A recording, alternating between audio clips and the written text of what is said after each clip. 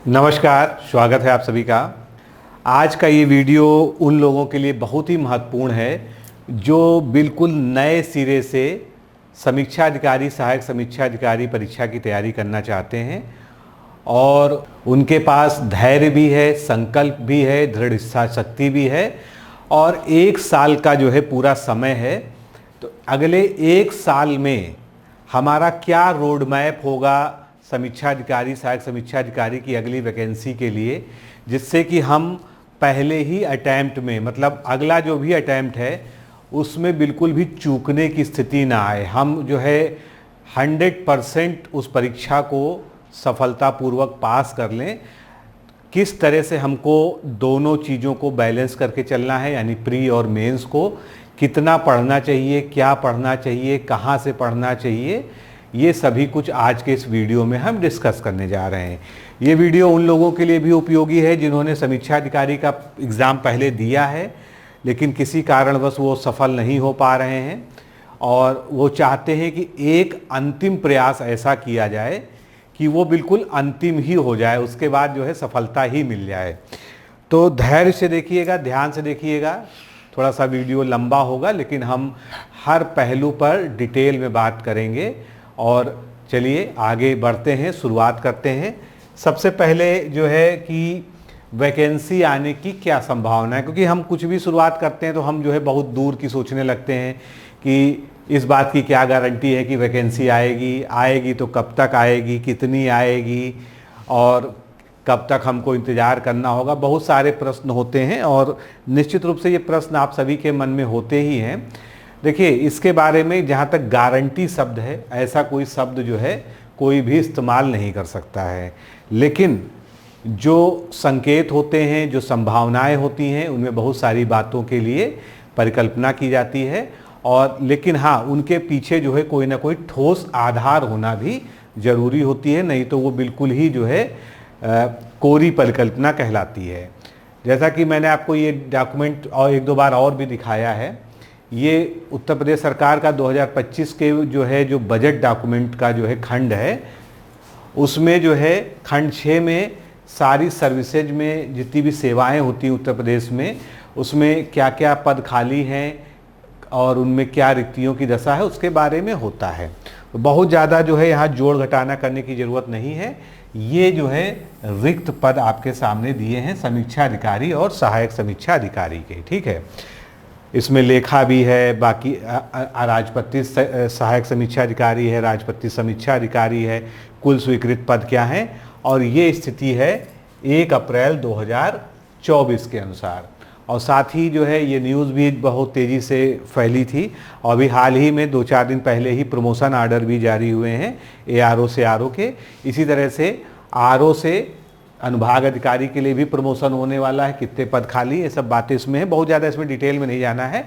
हम केवल इनके आधार पर एक निष्कर्ष निकाल सकते हैं कि अगले जुलाई तक जो है आपको वैकेंसी के बारे में कोई ना कोई पुख्ता, बिल्कुल प्रामाणिक न्यूज़ जो है आपके सामने आ जाएगी और उसके लिए अभी से आपको जुटना पड़ेगा।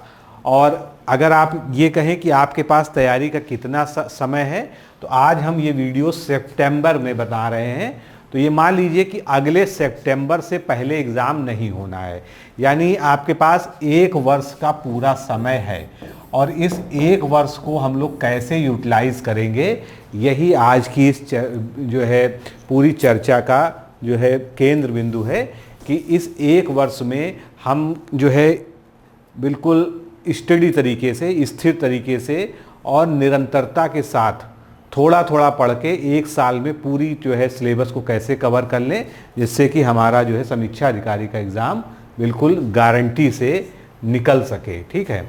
तो देखिए, सबसे पहले तो मैं बता दूं कि आपके पास 2 विकल्प हैं। आप चाहे सेल्फ स्टडी करें या आप हमारे साथ जो है, हमने इसी समस्या के समाधान के लिए पूरा एक जो है सिस्टमेटिक ढंग से बैच लॉन्च किया है, जिसका नाम दिया है हमने अभ्युदय बैच।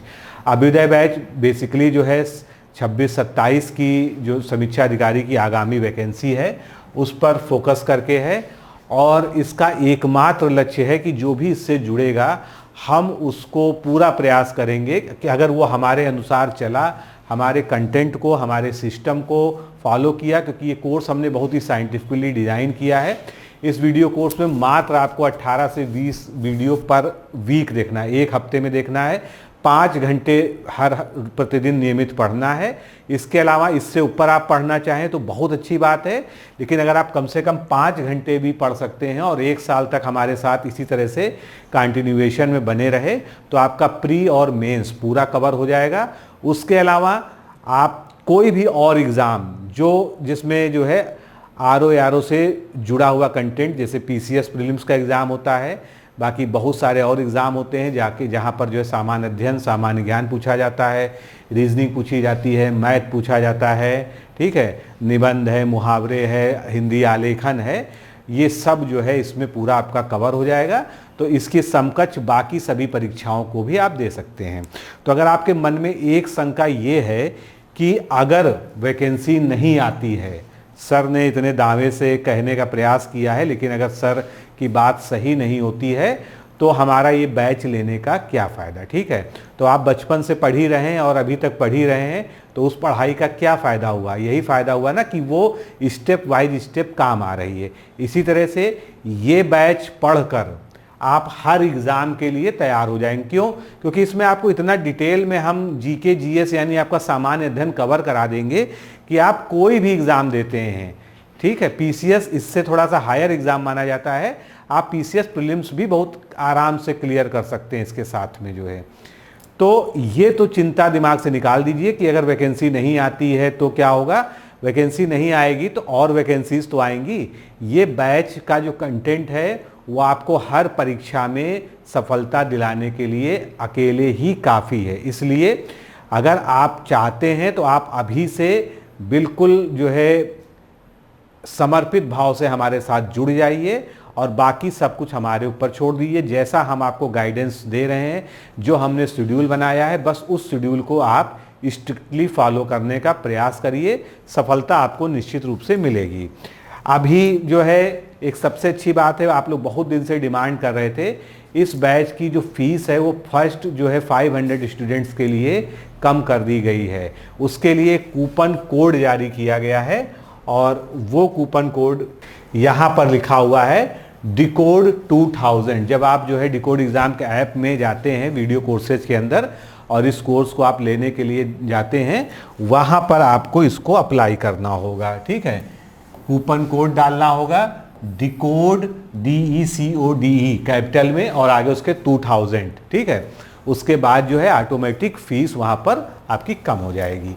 ये हमारे नंबर हैं, आपको जो भी सलाह चाहिए, जो भी जो है प्रॉब्लम है, कुछ भी इसके बारे में पूछना है, इन 2 नंबर्स में से आप जो है उसको पूछ सकते हैं, ठीक है।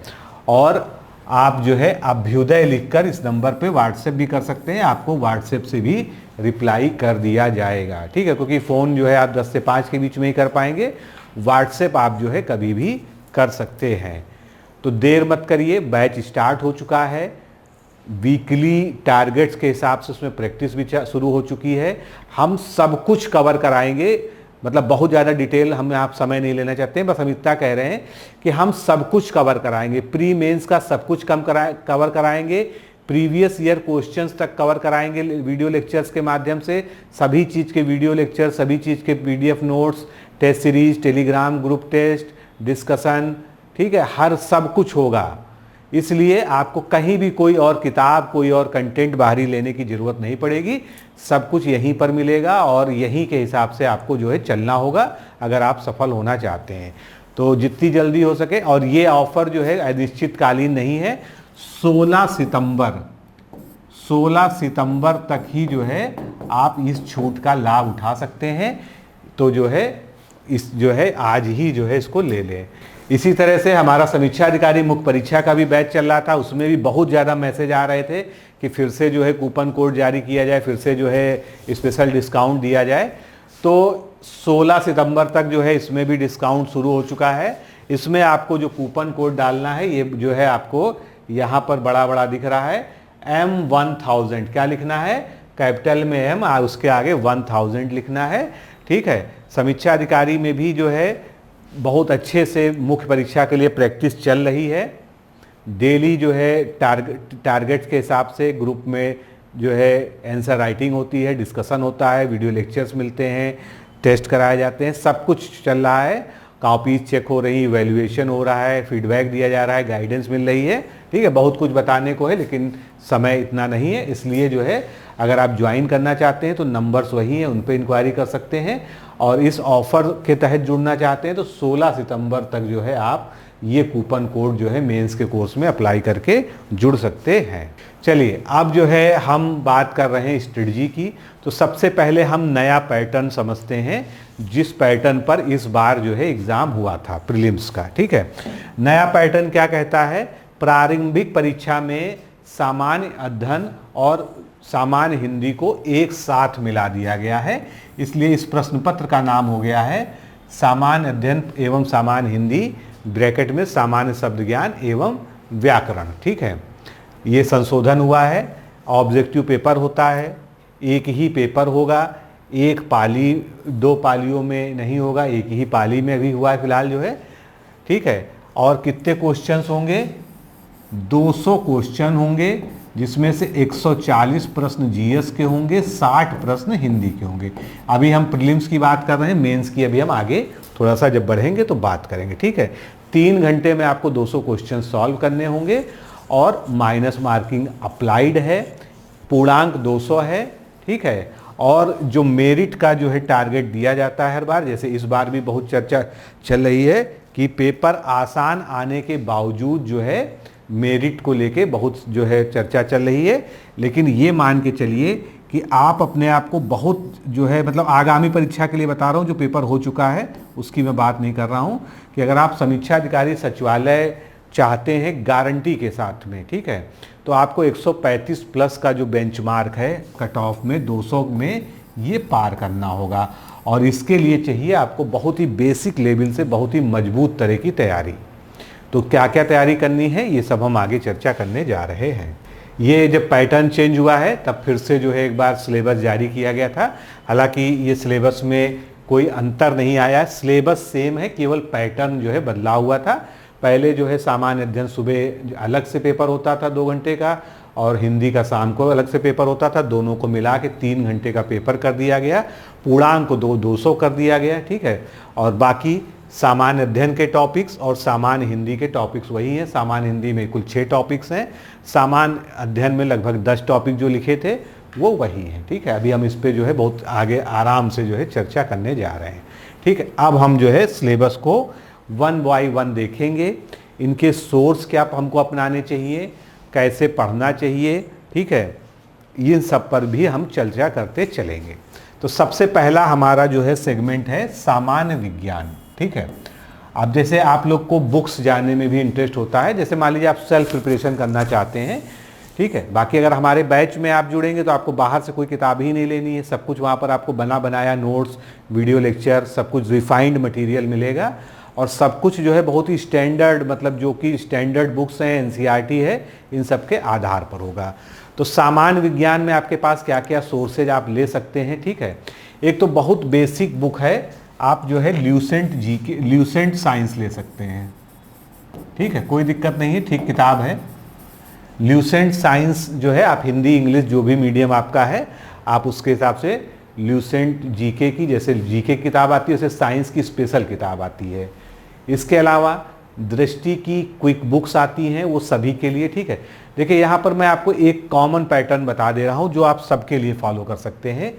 या तो जो है आप सभी की, अगर, क्योंकि अभी हम बात कर रहे हैं 1 वर्ष की तैयारी की, ठीक है, कितनी की, 1 वर्ष की, तो आप जो है जो परीक्षा वाणी प्रकाशन है उसकी सारी किताबें ले सकते हैं, जितने भी सेगमेंट्स हैं सामान्य अध्ययन के, सारी किताबें आप उसकी ले सकते हैं। हिस्ट्री, ज्योग्राफी, सब आप उसकी ले सकते हैं। मतलब आरओ परीक्षा के लिए उसका स्टैंडर्ड बिल्कुल ठीक ठाक है, कोई समस्या नहीं है। दूसरा ऑप्शन आपके पास है, आप जो है दृष्टि प्रकाशन की क्विक बुक्स ले सकते हैं। ठीक है, दृष्टि की क्विक बुक्स आती हैं सभी के लिए, वो आप जो है इसमें ले सकते हैं।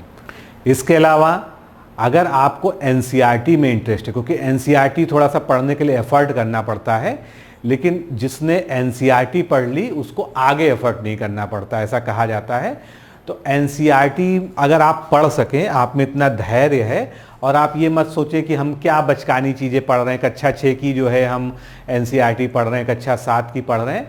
अगर ये आपकी मानसिकता नहीं है, आप जो है हर चीज़ में सीखने की जो है वो चाहते हैं और थोड़ा सा सेल्फ एनालिसिस कर सकते हैं कि क्या चीज़ें हमको नोट्स बनानी है, कैसे बनानी है, तो मैं आपको रिकमेंड करूंगा कि आप जो है लगभग हर चीज़ की एनसीईआरटी बुक ले लीजिए और एनसीईआरटी जो है आप जो है 6 to 12 सारी पढ़िए, ठीक है। इससे आपका एक मजबूत बेस बन जाएगा लगभग हर परीक्षा के लिए, ठीक है।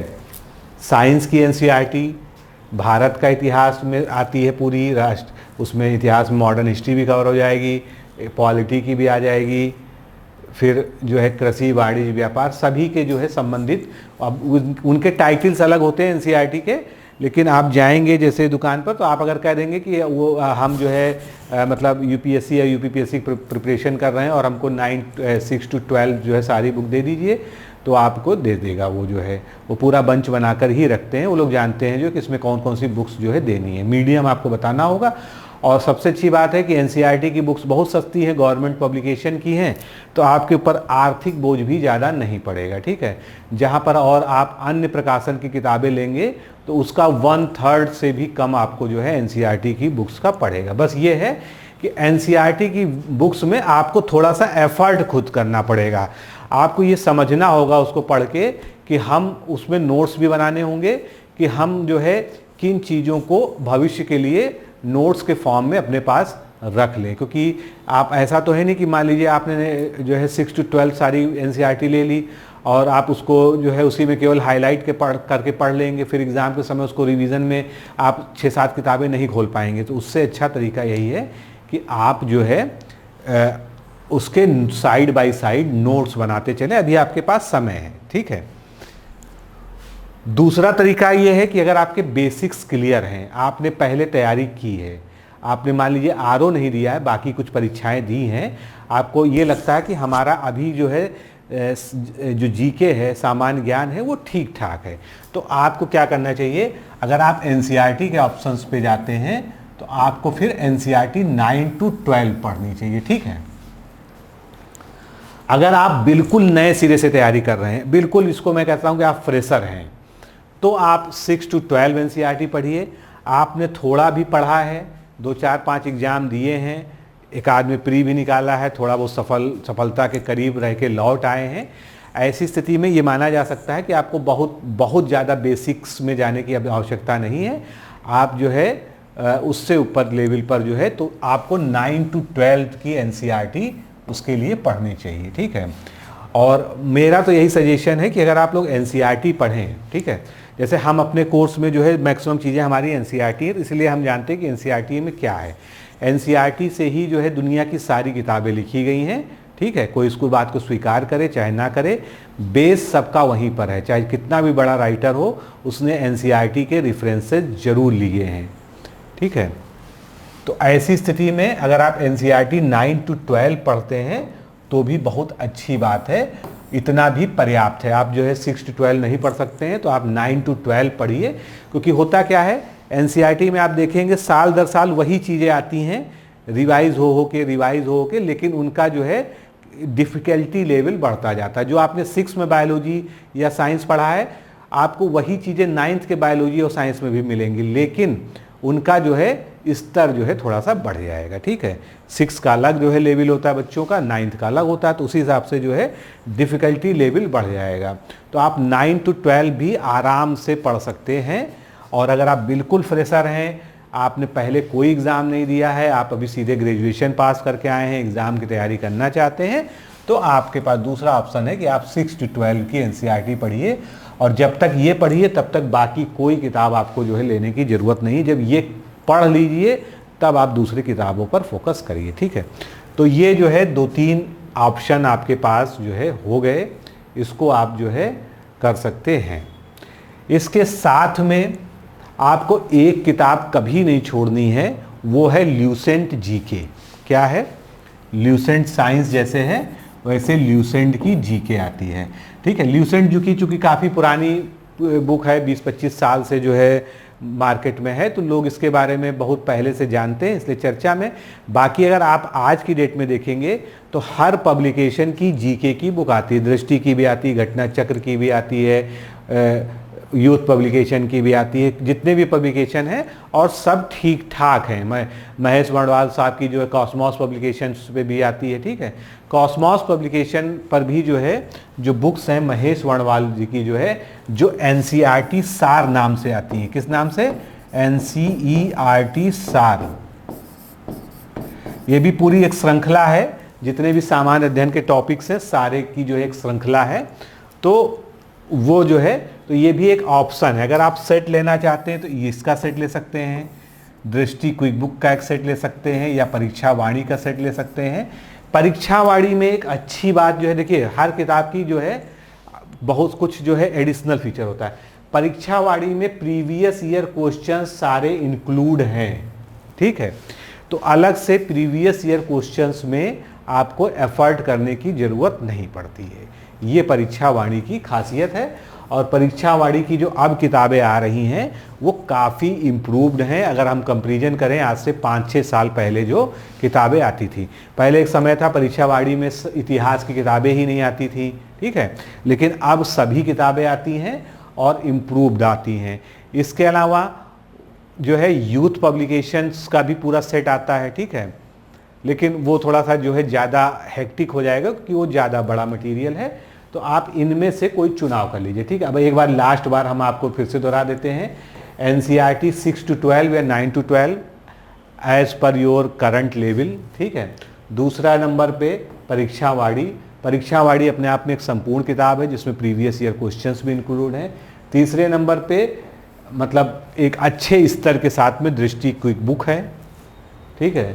और चौथे नंबर पे एनसीईआरटी सार है, ठीक है। बाकी बुक्स तो इतनी बताई जा सकती है कि उसकी कोई जो है ज़रूरत नहीं है, लेकिन चूंकि हम ये सब कुछ जो एनालिसिस कर रहे हैं वो ये मान के चल रहे हैं कि आपको 1 साल की तैयारी करनी, 1 साल आपको देना है, ठीक है। नहीं तो हम फिर जो है शॉर्टकट्स की बात करते हैं, तो हम यहाँ पर शॉर्टकट्स की अभी कोई बात नहीं करेंगे। हम यहाँ पर प्रॉपर बेसिक लेवल से थॉरोली पढ़ने के लिए बात करेंगे। और इन सब के साथ आपके पास ल्यूसेंट की जीके होनी चाहिए, जिसका जो है 2 पन्ना या 1 पन्ना, जैसे मान लीजिए उसमें गिन लीजिए 300 पन्ने हैं, कितने पन्ने हैं उतने पन्ने को आप 2-2 पन्ने का टारगेट रख के जो है शुरू हो जाइए। उसको भी आप जो है केवल फैक्ट रटने हैं, उससे फैक्ट तैयार करने हैं, क्योंकि एग्ज़ाम का पैटर्न बहुत ही ज़्यादा वोलाटाइल हो चुका है। कभी यूपीएससी लेवल को टक्कर देता हुआ पेपर आ जाता है, इतना उटपटांग होता है, तो ना यूपीएससी का लेवल टच हो पाता है, उसके बावजूद भी उसमें फैक्ट्स भरे होते हैं, लेकिन मल्टीपल स्टेटमेंट्स जो है और match making, odd one out, ये सब होता है। कभी जो है जैसे अभी जो है रिसेंट वाला पेपर हुआ है समीक्षा अधिकारी प्रारंभिक परीक्षा 27 जुलाई को, ठीक है, कि मॉडरेट पेपर आया, 1 लाइनर फैक्ट्स बहुत पूछे गए, प्रीवियस ईयर क्वेश्चंस जो है इसमें रिलेट कर गए बहुत सारे, तो एक तरीका ये हो गया, ठीक है। अब जो है ये बुक्स की बात हो गई, ठीक है। अब इसमें बुक्स का कोई मसला नहीं बचा, आप जिस भी पैटर्न पे चाहें आप पूरा एक सेट उसका लेके पढ़ना शुरू कर सकते हैं। हमेशा एक चीज़ ध्यान रखिए तैयारी में कि आप एक पूरा सेट किसी का भी करिए और उसको उसी पर भरोसा करके उस पर जो है आगे उसको मल्टीपल टाइम्स रिवीजन करिए। बहुत ज़्यादा सोर्सेज आपको कंटेंट इकट्ठा करने की आवश्यकता नहीं है, क्योंकि वैसे भी आज जो है जो असफलता का मुख्य कारण मैं देखता हूँ वो जानकारी की अधिकता है, ठीक है। पहले एक समय था लोगों के पास जानकारी नहीं थी, आज हमारे पास इतने माध्यम हैं कि हम जानकारी के बोझ के तले दब गए हैं। हमारा जो ह्यूमन ब्रेन है जिसकी वो क्षमता तक फेल होने की स्थिति आ रही, इतनी हमारे पास जो है हर चीज़ के बारे में जानकारी है। जिधर भी निकलो उधर भी निकलो, मोबाइल उठाओ, कुछ भी टीवी देखो, जानकारी ही जानकारी, आपके ऊपर जानकारी की बौछार हो रही है हर तरफ से, ठीक है। तो इस बौछार से बचिए, एक छाता लगाइए, जितनी आपको ज़रूरत है उतनी ही जानकारी ग्रहण करिए, बाकी को किनारे करिए, ठीक है। अब फिर से चलते हैं। सामान्य विज्ञान में जो है 3 सेगमेंट होते हैं मुख्य रूप से, अगर हम बांटे, फिजिक्स, केमिस्ट्री और इसके अलावा बायोलॉजी। ठीक है, सबका अपना महत्व है। बायोलॉजी के क्वेश्चंस बहुत ज़्यादा पूछे जाते हैं, इसलिए बायोलॉजी को आपको बहुत ही अच्छे से पढ़ने हैं। फिजिक्स केमिस्ट्री को नॉर्मल लेवल पे पढ़ना है। मान लीजिए आप ल्यूसेंट साइंस से पढ़ रहे हैं तो ये भी किताब मतलब एक तरह से देखा जाए तो ज़्यादा कंटेंट वाली है, लेकिन हम अभी 1 साल की बात कर रहे हैं इसलिए ये ठीक है। वैसे एनसीईआरटी इसके लिए जो है बेस्ट मानी जा सकती है, 9 to 12 उतना जो है पर्याप्त है। ठीक है, भारत का इतिहास ऐसी चीज़ है जो हमको डेप्थ में पढ़नी चाहिए, तो एनसीईआरटी इसके लिए बढ़िया है। वाणी प्रकाशन बढ़िया है। ठीक है, और इसमें आपको किस पे जोर देना है मैं बताता चलूँगा। आपको मॉडर्न हिस्ट्री पे जोर देना है, मतलब ठीक है, अंग्रेज़ों के आगमन से लेके और हमारी आज़ादी 1947 तक, कम से कम जो ये पीरियड है इसको आपको बहुत ही डेप्थ में पढ़ना है, सारी घटनाओं को, और नोट्स बनाते हुए अच्छे से पढ़ना। अभी 1 साल का समय है। ठीक है, देखिए अब मैं इस वीडियो में बोल रहा हूँ, अगर कोई हमारे बैच का स्टूडेंट देख रहा हो तो आपको नोट्स नहीं बनाना है। ठीक है, नहीं तो अभी मैसेज आना शुरू हो जाएंगे मेरे पास कि सर आपने वीडियो में कहा नोट्स बनाना है। ठीक है, ये जो मैं बात कर रहा हूँ ये सेल्फ स्टडी की बात कर रहा हूँ। ठीक है, बैच में है तो वहाँ पर आपको नोट्स मिले हुए हैं, आपको वीडियो लेक्चर्स मिले हुए हैं, आपको केवल उसको पढ़ने का एफर्ट करना है, उसके लिए और कोई एफर्ट करने की आपको आवश्यकता नहीं है। आप अपने टारगेट्स का पालन करिए। ठीक है, एंशिएंट हिस्ट्री, मेडिवल हिस्ट्री और मॉडर्न हिस्ट्री, इनमें अगर देखा जाए तो मॉडर्न हिस्ट्री का जितना वेटेज है यानी 50% हम मान लें, और बाकी के 50% में ancient history plus medieval history, मध्यकालीन भारत का नंबर आता है। ठीक है, इसलिए पढ़ते समय मॉडर्न हिस्ट्री को बहुत ज़्यादा अच्छे से, बहुत ज़्यादा सावधानी से, ठीक ठाक तरीके से आपको पढ़ना है। वैसे भी मॉडर्न हिस्ट्री पढ़ने में जो लोग भी पढ़ते हैं उनको पता है, मॉडर्न हिस्ट्री पढ़ने में थोड़ा सा रस ज़्यादा आता है, वहाँ पर बोरियत नहीं लगती है। ठीक है, लगता है कि जो है अभी बहुत पुरानी घटनाएं नहीं हुई हैं। एंशिएंट हिस्ट्री में जब आप सिंधु घाटी सभ्यता पढ़ते हैं, पाषाण काल पढ़ते हैं, ठीक है, वैदिक सभ्यता पढ़ते हैं, तो लगता है कि हम ऐसी चीज़ पढ़ रहे हैं जो केवल हम जो है कल्पना में जिसके बारे में समझ सकते हैं। ठीक है, लेकिन अभी हमने मॉडर्न हिस्ट्री में जो घटनाएं हैं उनको हमने अपने समक्ष जो है उनसे रिलेटेड चीज़ें देखते हैं, तो हमको जो है ये जो है ज़्यादा अपील करता है। ठीक है, तो ये हो गया इसके, और यहीं पर देखिए इसीलिए इसको अलग बनाया गया है। भारत का इतिहास और भारतीय राष्ट्रीय आंदोलन दोनों को अलग टॉपिक के रूप में यहाँ पर सब्जेक्ट के रूप में दिया गया है। ठीक है, दोनों ही हिस्ट्री है मिलाकर इसी तरह से। इसके बाद पॉलिटी आती है। पॉलिटी में आपको जो है प्रेम्बल से लेके, मतलब भारत की संविधान सभा का निर्माण, फिर संविधान का निर्माण कैसे हुआ, ठीक है, फिर जो है कैसे रिपब्लिक बना, सब कुछ पूरा जो है लेते हुए, और उसके जो है सारे क्लॉज, सारे जो है आर्टिकल्स के बारे में मुख्य रूप से मूल अधिकार इत्यादि को जो है कवर करते हुए पूरा पढ़ना है। ठीक है, ये भारतीय इंडियन पॉलिटी हो गई। इंडियन इकोनॉमिक्स आ गया इसमें। ठीक है, इंडियन इकोनॉमी के लिए आपको एक तो इकोनॉमी की बुक तो आप लेंगे ही लेंगे, चाहे किसी भी प्रकाशन के लीजिए, हमने सारे प्रकाशन डिस्कस कर लिए हैं। और इसके अलावा जो है आपको इसके लिए करंट अफेयर्स को पे हमेशा, जब भी करंट अफेयर्स आप पढ़ेंगे तो उसमें इकोनॉमिक करंट अफेयर्स को अलग से जो है नोट्स बनाते चलेंगे। ठीक है, हालांकि इकोनॉमिक करंट अफेयर्स बहुत ज़्यादा वोलाटाइल होता है, एक तिमाही, एक छमाही की अलग रिपोर्ट होती है, फिर एक वार्षिकी आती है उसकी अलग रिपोर्ट होती है। ठीक है, फिर पता चला अगला जो है अब बजट आया तो पुराना बजट का महत्व खत्म हो गया, तो इस तरह से होता है। लेकिन फिलहाल आपको चीज़ें कवर करते हुए चलनी है। ये जो संस्कृति इसमें जो शब्द जुड़ा है ये क्या है, ये हमारे हिस्ट्री का ही हिस्सा है। हिस्ट्री के विभिन्न कालों में, इतिहास के विभिन्न कालों में, चाहे प्राचीन हो, चाहे मध्यकालीन हो, चाहे आधुनिक हो, उसमें हमारी संस्कृति कैसी थी, हमारा कल्चर कैसे था, उसके बारे में जो है हमको साथ में ही कवर करना। तो ये हमारा हिस्ट्री में ही कवर हो जाता है। उसके बाद जो है अर्थव्यवस्था से ही जुड़ा है, भारतीय कृषि, वाणिज्य एवं व्यापार। कृषि में हमको पहले टिपिकल कृषि पढ़नी है। ठीक है, कि कितने सीजन्स होते हैं, कौन सी खेती की जाती है, खेती के प्रकार क्या हैं, मिट्टियाँ कितनी हैं, माइक्रो न्यूट्रिएंट्स कौन से हैं, माइक्रो न्यूट्रिएंट्स कौन से हैं, पेड़ पौधों में होने वाले रोग कौन से होते हैं, फसलों के रोग कौन से होते हैं। ठीक है, ये सब चीज़ें बेसिक हो गई। फिर हम जो है वाणिज्य और व्यापार, जो हमारा अर्थव्यवस्था के अंतर्गत आ जाता है। जनसंख्या, पर्यावरण, नगरीकरण, ठीक है। तो अभी तक तो जो है कोई नई जनगणना मतलब का रिजल्ट आया नहीं है, तो अभी फ़िलहाल जो है हमारा जो 2011 की जनगणना है उसके आधार पे पढ़ेंगे। तो इस सेगमेंट को आप चाहें तो थोड़ा सा अभी कम पढ़ेंगे, ठीक है। इसमें मेन आप जो है जो पर्यावरण है ये महत्वपूर्ण है, इससे अच्छे क्वेश्चन आते हैं, तो पर्यावरण को आपको पढ़ना होगा, ठीक है। अब जैसे पर्यावरण में वाणी वाली जो बुक है वो बढ़िया लगती है, जो पढ़ने में और संपूर्ण दी हुई है। फिर विश्व का भूगोल और भारत का भूगोल तथा प्राकृतिक संसाधन। आरओ में अगर कोई सेगमेंट सबसे ज़्यादा पूछा जाता है करंट अफेयर्स के बाद, तो वो आपका जो है भूगोल है। तो भूगोल को आपको इस तरीके से पढ़ना है कि बहुत बढ़िया से मैपिंग का अभ्यास करते हुए लगातार पढ़ना है, ठीक है। आप जो भी पढ़ें, आप जो है भारत और विश्व के और सभी कॉन्टिनेंट्स के ब्लैंक मैप्स कई सारे ले लें, पूरी उसकी बुकलेट आती है मार्केट में, वो ले लीजिए। और उन बुकलेट्स को, जैसे मान लीजिए आप पढ़ रहे हैं अपवाह तंत्र, ठीक है, मान लीजिए आप कह रहे हैं उत्तर प्रदेश का अपवाह तंत्र पढ़ रहे हैं कि उत्तर प्रदेश में कौन कौन सी नदियाँ बहती हैं। गंगा यमुना मेजर रिवर्स हैं और उनका आगे जाके प्रयागराज में संगम हो जाता है, उनकी कई सारी ट्रिब्यूटरीज हैं, सहायक नदियाँ हैं, कौन कहाँ पर मिलती हैं। तो हर चीज़ को मैप पे दर्शाते हुए पढ़िए, ठीक है। तब जो है, क्योंकि अभी आपके पास 1 साल का समय है, अभी आप जो है जल्दबाजी में मत पढ़िए, मैप बेस्ड पढ़िए। जब आप मैप पे चीज़ों को बनाएंगे, और एक एटलस जो है इसके लिए मस्ट है, ठीक है। ऑक्सफोर्ड वाली ले लीजिए या कोई भी ले लीजिए, ठीक है। हिंदी में लेना हो तो हिंदी में भी आती है। एटलस आप एक बार जो है ले लेंगे, तो एटलस में चीज़ों को ढूंढ के पढ़िए।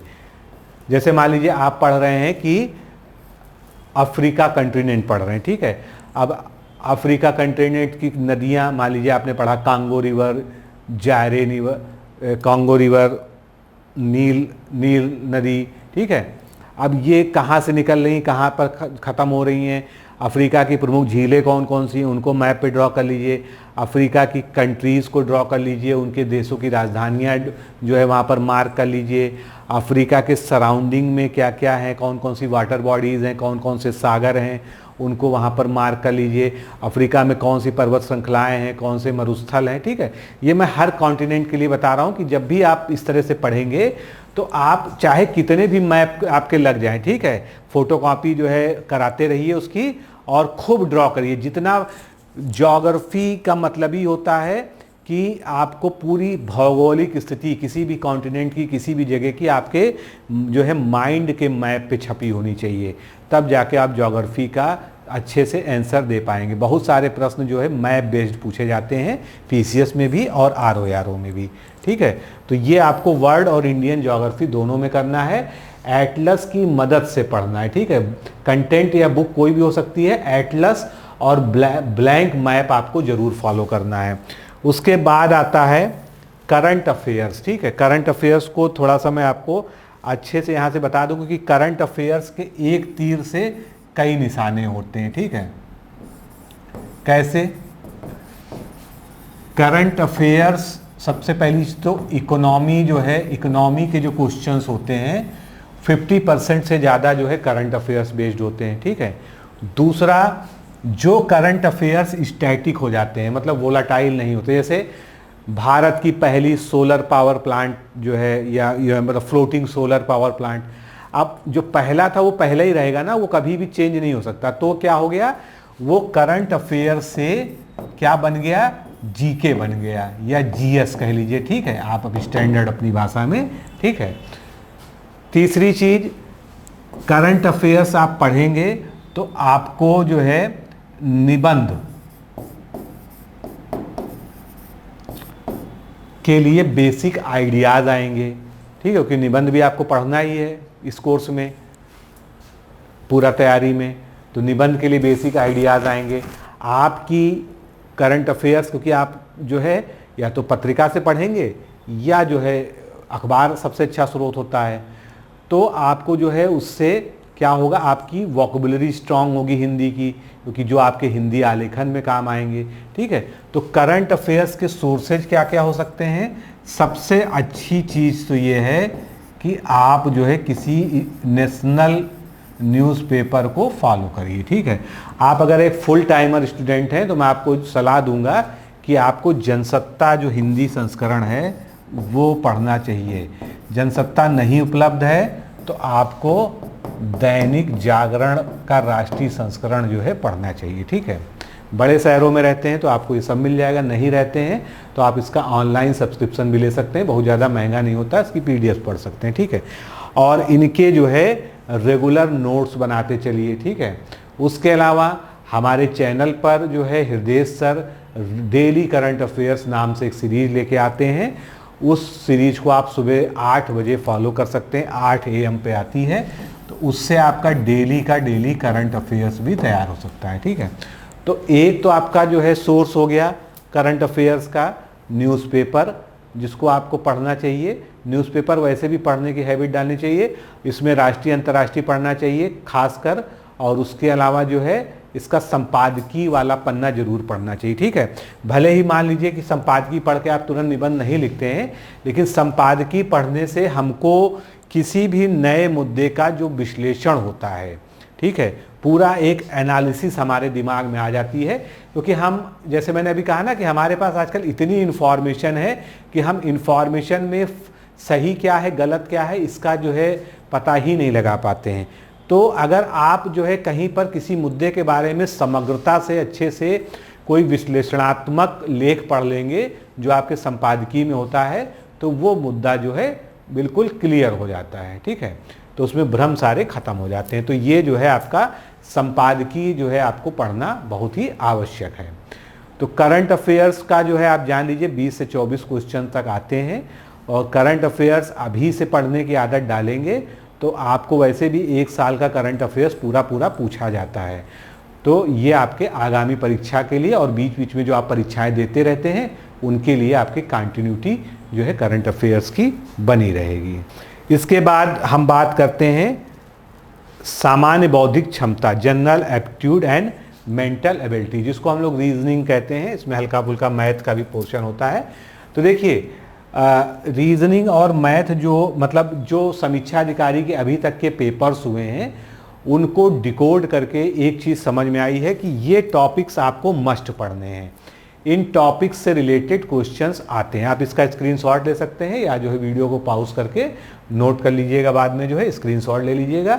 और इसको पढ़ने का क्या स्रोत होना चाहिए, जैसे सारी बुक्स की बात हो गई, ठीक है, तो जो है इसके लिए जो है आप SSC 10+2 लेवल वाली कोई भी जो है बुक ले लीजिए, घटना चक्र ले लीजिए, RS अग्रवाल ले लीजिए, ठीक है, और भी बहुत सारे प्रकाशन की किताबें आती हैं, या आपने जिस चीज़ से भी पहले रीजनिंग पढ़ा हो उसको जो है ले लीजिए, और रीजनिंग के जो है चैप्टर वाइज धीरे धीरे जो है लगाइए, प्रीवियस ईयर क्वेश्चंस को सॉल्व करिए। ठीक है, इसके बाद आखिरी में आता है यूपी स्पेशल। आजकल यूपी स्पेशल का महत्व बढ़ गया है, इसलिए भी क्योंकि अब PCS की परीक्षा में 5th और 6th पेपर भी यूपी स्पेशल कर दिया गया है। ठीक है, तो मान लीजिए आप अगर PCS को भी साथ लेके चल रहे हैं और मैक्सिमम लोग चलते भी हैं, तो आप यूपी स्पेशल को बहुत डिटेल में पढ़िए।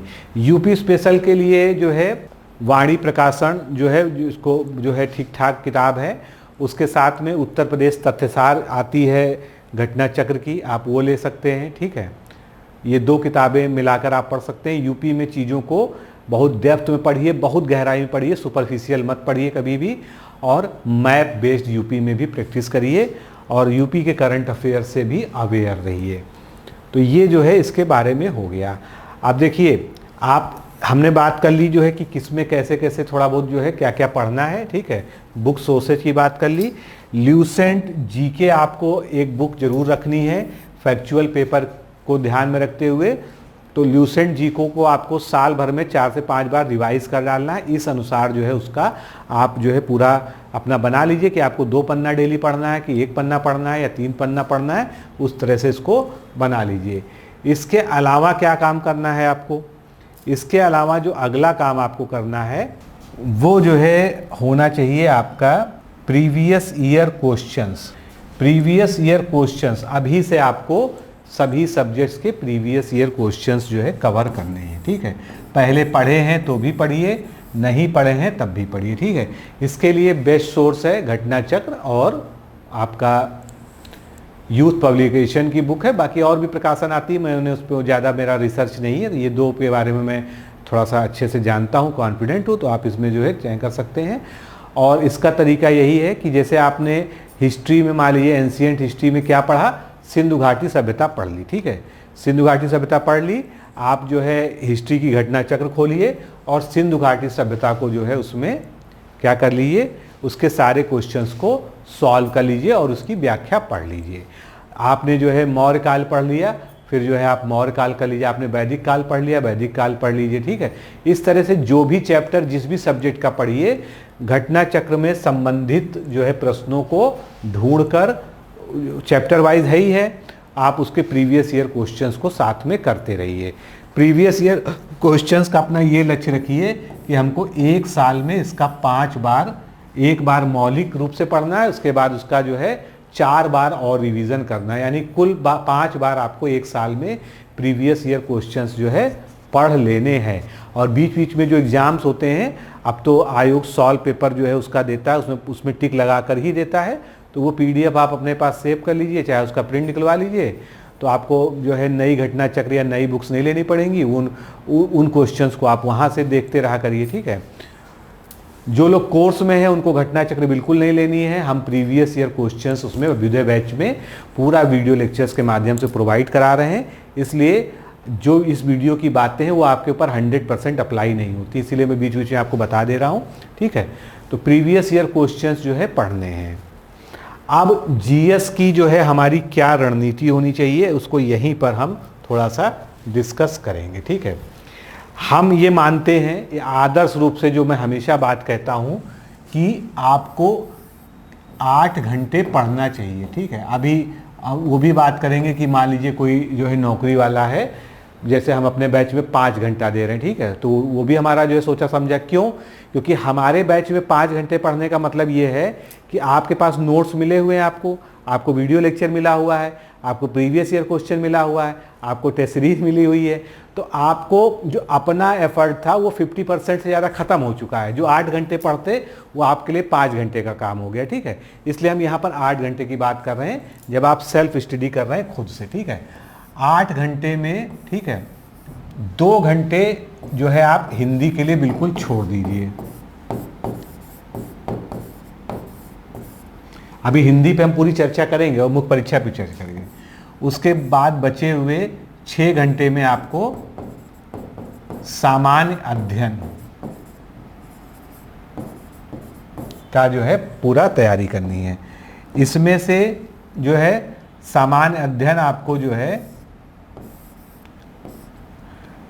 1 घंटा आपको करंट अफेयर्स को देना है और 5 घंटे आपको किस पे देना है, GS पे देना है, ठीक है।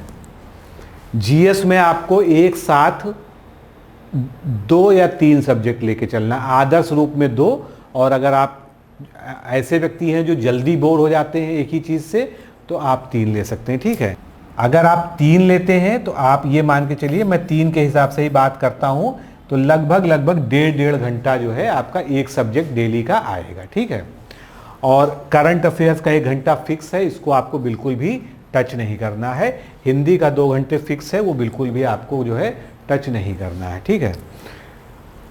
कैसे पढ़ना है, मान लीजिए आपने जो है एक कॉम्बिनेशन बनाया, और वो कॉम्बिनेशन कैसा होना चाहिए, 3 सब्जेक्ट है मान लीजिए, 3 सब्जेक्ट में एक आपका फेवरेट सब्जेक्ट होना चाहिए, एक आपका ऐसा सब्जेक्ट होना चाहिए जिसको देख के आपको बहुत डर लगता, पहले से उसके बारे में सोच के ही आप डर जाते हैं कि ये हमारा कैसे तैयार होगा, और एक सब्जेक्ट ऐसा है जो आपका ना फेवरेट है ना आपकी उससे कोई दुश्मनी है, बस ये है कि आपने उसको आज तक जो है कभी पढ़ा ही नहीं है, सीरियसली नहीं पढ़ा है, ठीक है। तो इस तरह से आपको 3 सब्जेक्ट चूज़ करने हैं, ठीक है। और इसके लिए टाइमिंग सेट कर लीजिए कि 1.5 घंटा, 1.5 घंटा और 1.5 घंटा ये हमको जो है इसके लिए देना है, ठीक है। अब उसमें 10-10, 20-20 मिनट ऊपर नीचे हो सकता है क्योंकि बीच में आप गैप भी लेंगे, ठीक है। एक सीटिंग में आप बहुत ज़्यादा तो 1.5-2 घंटे पढ़िए, एक सीटिंग में 2 घंटे से ऊपर कभी जो है नहीं पढ़ना चाहिए, हमेशा उसके बीच में 10 से 15 मिनट का गैप होना चाहिए, जब आप कुर्सी मोच छोड़ के हट जाएं और कहीं थोड़ा बहुत वॉक करके टहल के आ जाएं, ठीक है। अब इसमें अपना पूरी दिनचर्या आपको खुद बनानी है, ये हमारा काम नहीं है, क्योंकि आप सुबह ज़्यादा पढ़ पाते हैं, रात में ज़्यादा पढ़ पाते हैं, दिन में ज़्यादा पढ़ पाते हैं, जैसा आपका इंटरेस्ट है उस पर ये डिपेंड करता है। कोई भी चैप्टर लीजिए, ठीक है, मान लीजिए आपने एनसीईआरटी से पहला चैप्टर पढ़ा, ठीक है, उसका जो है अगले दिन आज चैप्टर पढ़ा, अगले दिन घटना चक्र से उसके क्वेश्चंस देख लीजिए, ठीक है।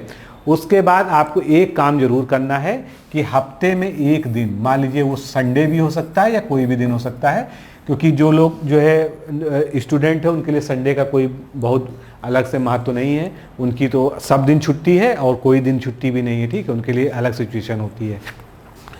तो हफ्ते में एक दिन जो है आपको जितना आपने हफ्ते भर में पढ़ लिया उसका रिवीजन करना है, और इसी तरह से महीने में 3 दिन आपको क्या रखने हैं ऐसे, जब पूरे महीने का आपको रिवीजन करना है। मतलब ये समझ लीजिए कि आपको हफ्ते में केवल 28 दिन जो है, 28 दिन भी नहीं, क्योंकि अगर आप जो है हर हफ्ते में एक दिन जो है रिवीजन का निकालते हैं तो 4 दिन तो ये निकल गए हैं ना, तो लगभग जो है 25 दिन आपको जो है फ्रेश पढ़ना है, 4 दिन आपको साप्ताहिक रिवीजन करना है, और 3 दिन आपको जो है क्या करना है, पूरा कंप्लीट रिवीजन करना है पूरे महीने का, ठीक है।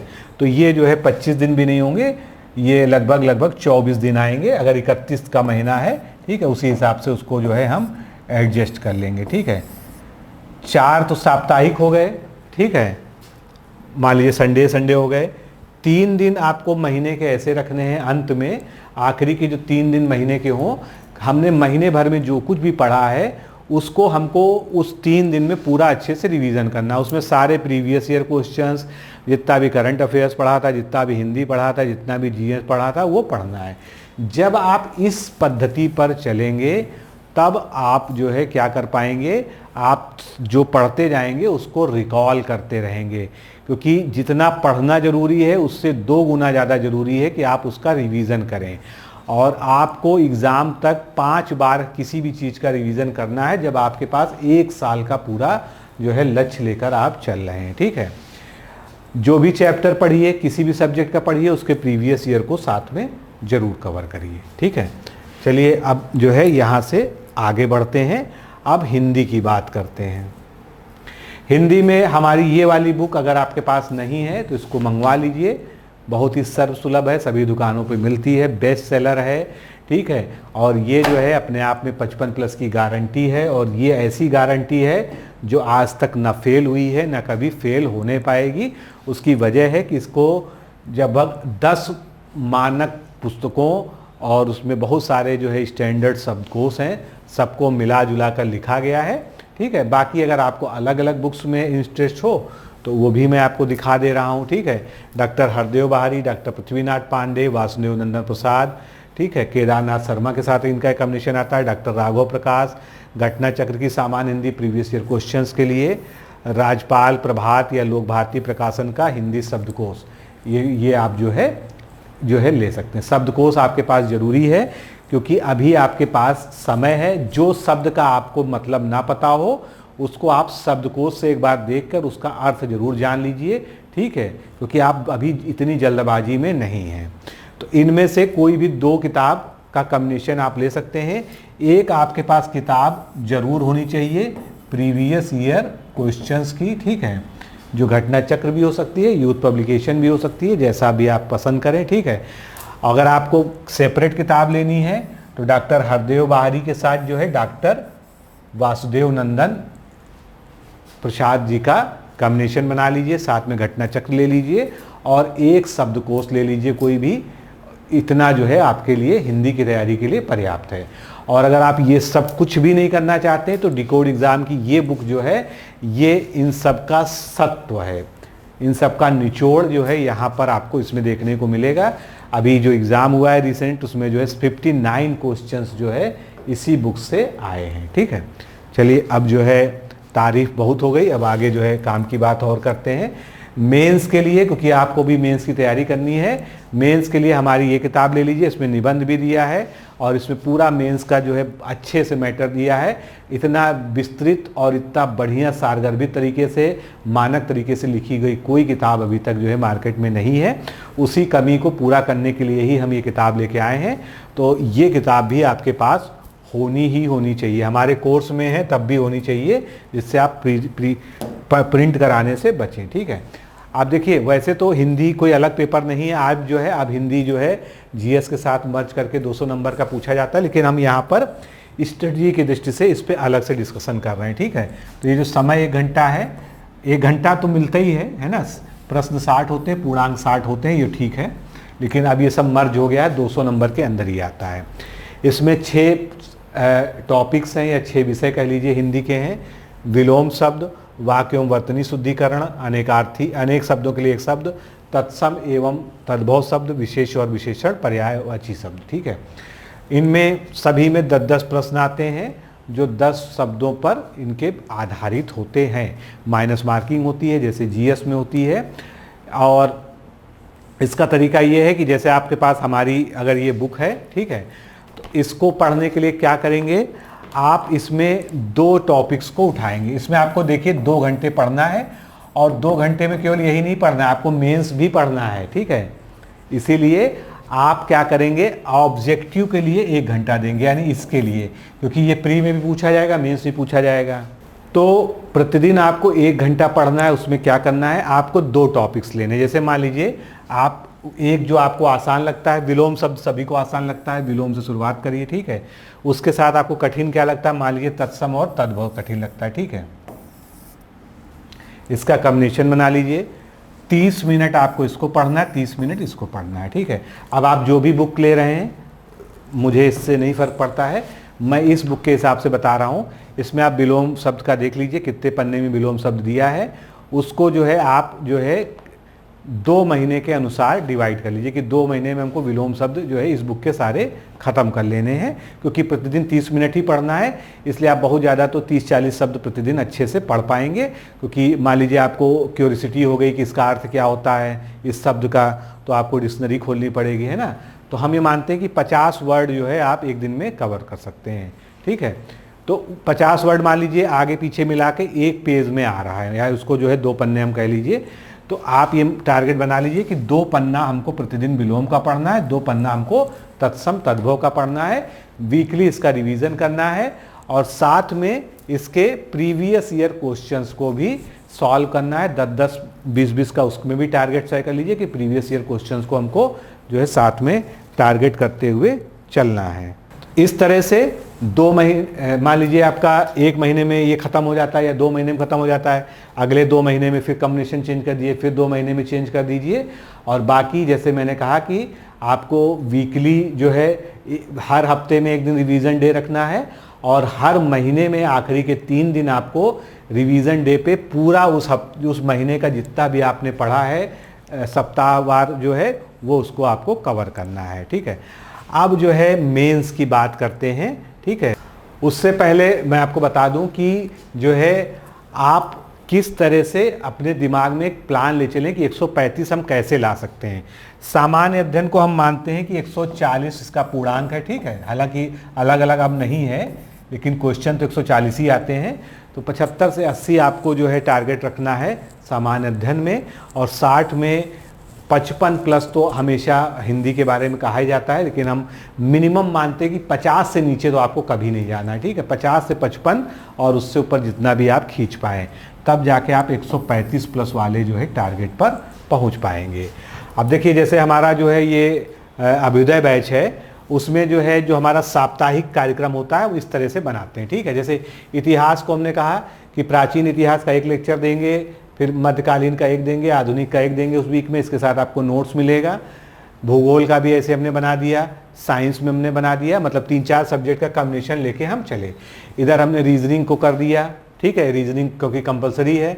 सामान्य हिंदी के हमने कहा कि 1-1 चैप्टर सभी के आपको 1 हफ्ते में तैयार करने हैं। मुख्य परीक्षा के लिए आपको पारिभाषिक शब्दावली और मुहावरे और लोकोक्तियाँ तैयार करनी। ठीक है, तो मुख्य परीक्षा की जो हम बात कर रहे थे कि आपको 1 घंटा मुख्य परीक्षा पे भी देना है, तो इसका क्या सिस्टम होगा, इसको हम जो है थोड़ा सा जो है इसके सिलेबस से समझेंगे। और जैसे ये अभ्युदय बैच का ही साप्ताहिक टारगेट की हम बात कर रहे हैं, तो करंट अफेयर्स के आर्टिकल्स भी हम देते हैं, मैं योजना कुरुक्षेत्र और इन सब जितने भी अच्छे हैं समाचार पत्रों से। उसके बाद मंथली मैगजीन हम देते हैं आपको PDF की, PDF के रूप में, और यूपी करंट अफेयर्स भी देते हैं मंथली बेसिस पे वीडियो लेक्चर, और ये जो मंथली मैगजीन है इसका हम वीडियो लेक्चर भी देते हैं। अब ये जो है मुख्य परीक्षा का सिलेबस है, ठीक है। मुख्य परीक्षा में पूर्णांक जो है 120 हो जाता है GS में। सिलेबस में कोई बदलाव नहीं, वही 10 टॉपिक यहाँ भी हैं, ठीक, तो इसमें कोई अंतर नहीं होता है। और हिंदी में क्या होता है, हिंदी जो ऑब्जेक्टिव होता है वो 60 नंबर का ही रहता है, बस टॉपिक उसमें 5 हो जाते हैं, और उसमें से क्या हट जाता है, पर्यायवाची शब्द जो है आपसे नहीं पूछा जाता है। अब जो है, जो हम हिंदी परंपरागत एवं जो है आलेखन की बात कर रहे थे कि आपको साइमल्टेनियसली इसको भी लेकर चलना है, ठीक है, क्योंकि हमको एक साल में अपने आप को इस लेवल पे ले आना है कि प्री मेंस जो है हमारा पूरा कंप्लीट हो जाए। तो उसके लिए हम ये नहीं करें कि आप बहुत कठिन वाली चीज़ों से शुरुआत करिए। जब आप शुरुआत करिए तो सबसे पहले जो आसान सेगमेंट है उसको पकड़िए। आसान सेगमेंट जो है, जैसे आपका ये पारिभाषिक शब्दावली है, इसमें अंग्रेजी से हिंदी, हिंदी से अंग्रेजी के जो है शब्द पूछे जाते हैं। अगर आपके पास हमारी मेंस की किताब है तो आप मेंस की किताब ले ही लेंगे, तब मैं उसी हिसाब से बता रहा हूँ। उसमें लगभग 1000 वर्ड्स दिए हुए हैं। आप टारगेट बना लीजिए कि आपको जो है प्रतिदिन 25-30 शब्द का एक टारगेट बना लीजिए कि हिंदी से अंग्रेजी, अंग्रेजी से हिंदी हमको तैयार करना है, और हम उसकी लिख के प्रैक्टिस करेंगे, ठीक है। उसके बाद जो है मान लीजिए ये टारगेट आपका 1 महीना चला, उसके बाद टारगेट चेंज कर दीजिए। उसके बाद कहिए कि मुहावरे और लोकोक्तियाँ, मुहावरे लोकोक्तियाँ ये टारगेट बनाइए कि हमको प्रतिदिन कम से कम 20 मुहावरे लोकोक्तियाँ और उनका वाक्य प्रयोग जो है पढ़ के समझ के लिखना भी है, ठीक है। तो ये हो गया। उसके बाद अगला टारगेट जो है, जब ये ख़त्म हो जाए या जो है बीच में उसको छोड़ दीजिए, ड्रॉप कर दीजिए, उसके बाद कंप्यूटर ले आइए। कंप्यूटर के जो है लगभग 120 क्वेश्चंस हमारे बुक में दिए हुए हैं, बाकी मटेरियल भी जो है। तो कंप्यूटर के लिए आप ल्यूसेंट कंप्यूटर जैसी कोई बुक अलग से भी ले सकते हैं अगर आपको पढ़ना हो, नहीं तो उतने क्वेश्चन भी पर्याप्त हैं। तो इसमें जो है आप टारगेट कर लीजिए कि हम 1-2 टॉपिक, 3 टॉपिक जो है प्रतिदिन पढ़ेंगे, और उन पर आधारित जो है 2-3 क्वेश्चंस जो है 50 वर्ड्स में इसको लिखना होता है, वो हम लिखेंगे। जब ये भी हमारा ख़त्म हो जाए कंप्यूटर ज्ञान, तो हम जो है अपठित गद्यांश शुरू कर सकते हैं। टारगेट कर लीजिए कि हम प्रतिदिन एक जो है, जब ये सारे टारगेट्स का अचीव हो जाएं, हम अपठित गद्यांश जो है प्रतिदिन एक उसका जो है सारांश और शीर्षक लेखन वाला करेंगे। 21 अंक का ये होता है। इसके बाद जो है आप अगला टारगेट ले आइए, क्योंकि अब आप थोड़ा सा एक मैच्योरिटी लेवल पर पहुंच गए हैं, आपको चीज़ें समझ में आने लगी हैं। फिर आप पत्र लेखन, थोड़ा सा टेक्निकल होता है, इसमें वीडियो वगैरह देख के हमारे जो है आप पत्र लेखन शुरू कर दीजिए, ठीक है। बुक में पूरा फॉर्मेट्स वगैरह दिए हैं, उसे समझ के। पत्र लेखन जो है 7-8 टाइप के हैं, इनका जो है आपको फॉर्मेट्स तैयार करने, इनकी विशेषताएँ तैयार करनी है, और इनके अंतर प्रमुख जो होते हैं 2 पत्रों के बीच में, वो तैयार करने रहते हैं, इस तरह से जो है। और इसके अलावा पत्राचार में जो है टैबुलेशन आता है, उसका जो है सरकारी पत्र का सार लेखन, ये भी जो है पत्राचार के अंतर्गत ही तैयार करना है। तो इस तरह से ये जो हिंदी आलेखन वाला पोर्शन है, इसके आप एक एक टॉपिक को उठाते जाइए, चाहे 15 दिन का एक टारगेट सेट कर लीजिए, चाहे 20 दिन का, चाहे 25 दिन का, और उसके अनुसार जो है रोटेशन करते रहिए। ये नहीं कि आप एक ही चीज़ पढ़ रहे हैं तो उसको पढ़ते चले जाएं। बहुत ज़्यादा तो आप एक चीज़ को, जैसे प्रशासनिक शब्दावली से आपने शुरुआत की, 20-25 दिन पढ़ के उसको ड्रॉप कर दीजिए, मुहावरे पे आ जाइए, मुहावरा ड्रॉप कर दीजिए, कंप्यूटर पे आ जाइए। तो इस तरह से आपका सब कुछ थोड़ा थोड़ा तैयार होता चलेगा, और आपका इंटरेस्ट भी उसमें बना रहेगा। लेकिन इसके लिए आपके पास जो है हमारी वाली किताब होना जरूरी है, तभी आप सही और ऑथेंटिक मटेरियल तक जो है पहुंच पाएंगे। इसके बाद जो है, जब आपकी थोड़ी सी जो है वोकैबुलरी स्ट्रांग हो जाए हिंदी की, हिंदी समझ में आने लगे, आपका हिंदी का जो है, जब ये वाला पोर्शन तैयार हो जाए, कौन सा पोर्शन, ये वाला, मतलब ऑब्जेक्टिव वाला, ठीक है, क्योंकि ये प्रीलिम्स मेंस में कॉमन है। मेंस में से पर्यायवाची हट जाता है, प्रीलिम्स में पर्यायवाची भी आता है। इस तरह से प्रीलिम्स में 6 हैं, मेंस में 5 ही टॉपिक हैं इसके, ठीक है।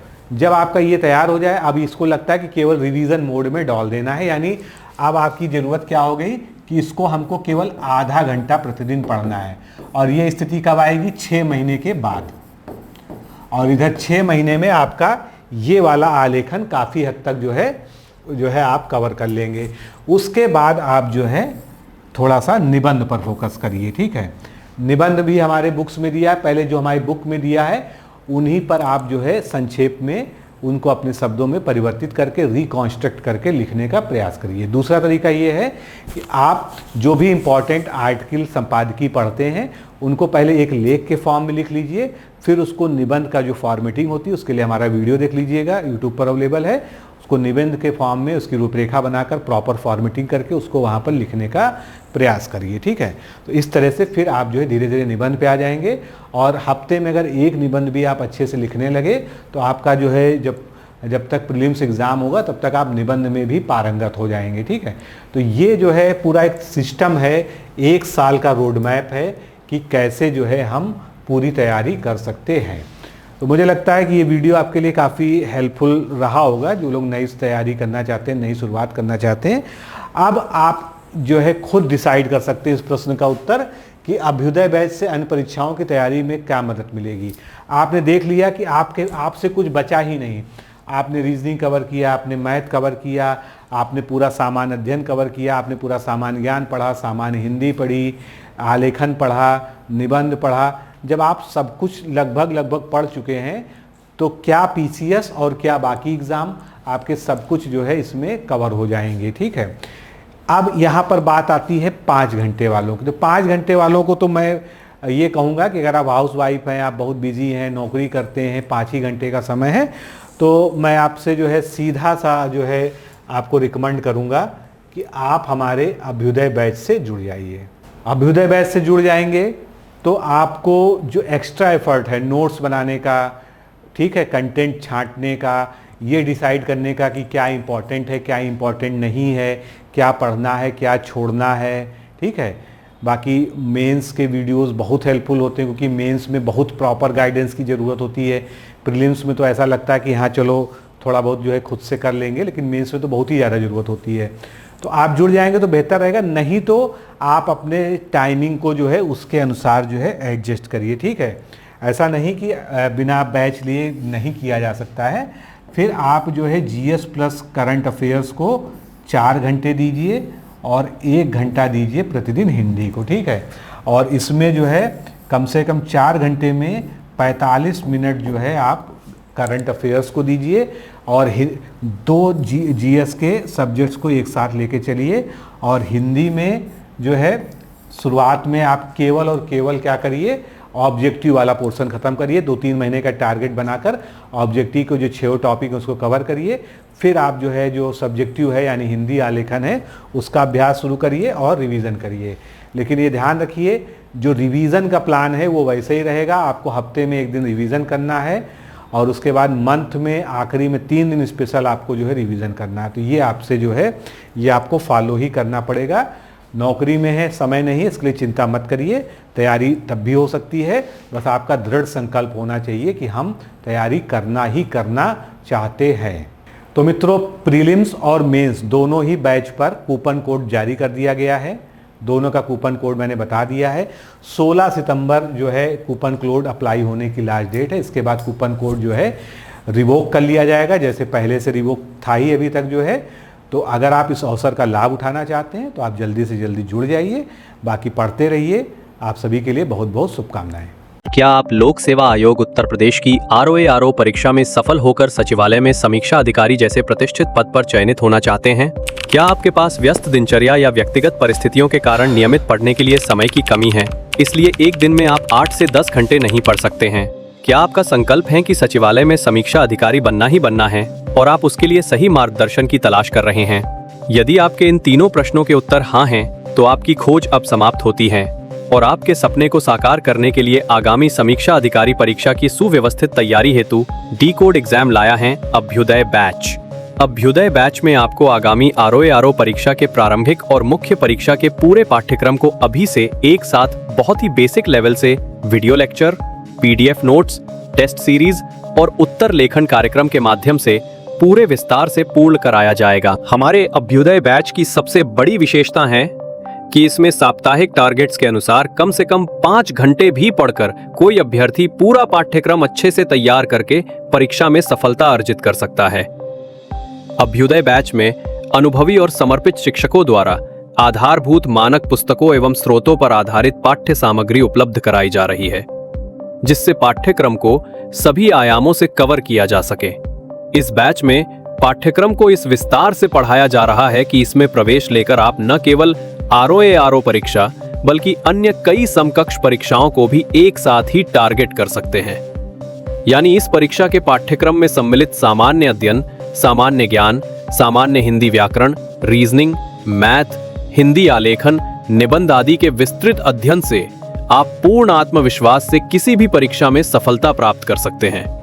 उत्तर प्रदेश की PCS प्रारंभिक परीक्षा में भी इस बैच को पढ़कर सफलता प्राप्त की जा सकती है। इस बैच में निर्धारित लक्ष्य के अनुसार एक सप्ताह में मात्र 18 से 20 वीडियो लेक्चर देखने होते हैं, जो आप प्रतिदिन 4 से 5 घंटे का समय निकालकर आसानी से पढ़कर तैयार कर सकते हैं।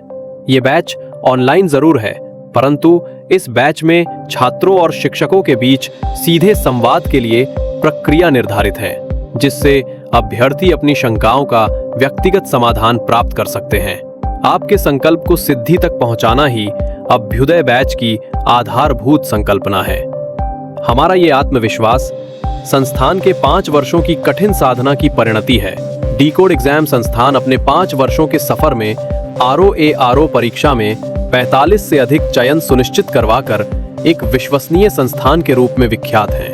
इसलिए बिना किसी संशय के पूर्ण विश्वास के साथ आप भी हमसे जुड़कर अपनी सफलता का नया अध्याय लिख सकते हैं। इस बैच से जुड़ने के लिए हमारे संस्थान के नंबर 8604409201 अथवा 9506742546 पर व्हाट्सएप या कॉल करके बैच की पूरी जानकारी प्राप्त की जा सकती है। अभी 500 शुरुआती छात्रों को विशेष छूट भी प्रदान की जा रही है, इसलिए इस अवसर का लाभ उठाने के लिए अतिशीघ्र प्रवेश लेकर अभ्युदय बैच से जुड़े। प्रवेश के लिए अभी संपर्क करें और शुल्क में छूट प्राप्त करें। सपने ये सिर्फ आंखों में पलने वाले ख्याल नहीं होते, बल्कि हर एक सपना कहता है एक कहानी, कभी संघर्ष की तो कभी विश्वास की, और कभी उस जज्बे की जो असंभव को भी मुमकिन बना देता है। सपने वो बीज हैं जो आपकी मेहनत और विश्वास से एक दिन तब्दील हो जाते हैं एक बड़े वृक्ष में। लेकिन क्या सिर्फ मेहनत ही काफी है?